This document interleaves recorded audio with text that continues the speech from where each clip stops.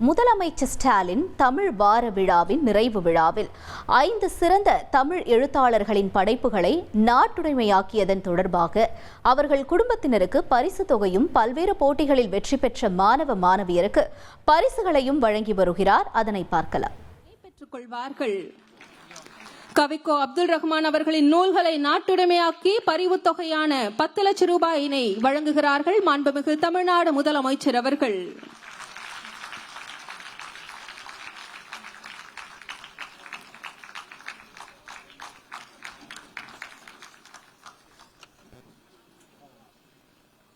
மறைந்த எழுத்தாளர் திரு மெர்வின் அவர்களின் குடும்பத்தினரை அன்புடன் அழைக்கிறோம்.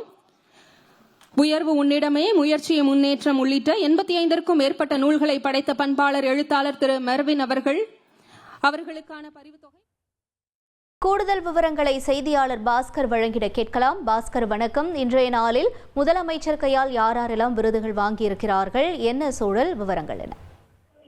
பாவேந்தர் பாரதிதாசன் அவர்களின் பிறந்த நாளை முன்னிட்டு ஏப்ரல் 29ஆம் தேதி முதல் மே 5ஆம் தேதி வரை தமிழ் வார விழா கொண்டாடப்படும் என்று அறிவிக்கப்பட்டு இவ்விழாவில் கவியரங்கள், இலக்கிய கருத்தரங்கள், பாரதிதாசன் இளம் படைப்பாளர் விருது, தமிழ் இலக்கியம் போற்றுவோம் உள்ளிட்ட பல்வேறு கல்லூரி பள்ளி மாணவர்களுக்கான நிகழ்ச்சிகள் எல்லாம் ஏற்பாடு செய்யப்பட்டிருந்தது.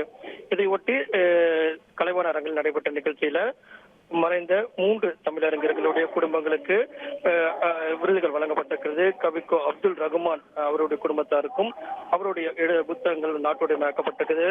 அதே போல எழுத்தாளர் திரு மெர்வின் அவர்களுடைய குடும்பத்திற்கும் 10 லட்சம் ரூபாய் வழங்கப்பட்டிருக்கிறது. பழனி தமிழறிஞர் அவர்களுடைய குடும்பத்திற்கும் 10 லட்சம் ரூபாய் வழங்கி அவருடைய நூல்கள் எல்லாம் நாட்டுடைமையாக்கப்பட்டிருக்கிறது.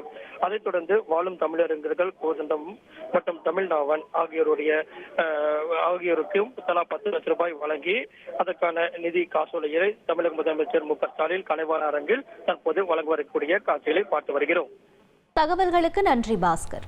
உங்கள் தந்திவன் தொலைக்காட்சியில் திருவாய் மலர்வாய் திங்கள்தோறும் இரவு 8 மணிக்கு காண தவறாதீர்கள்.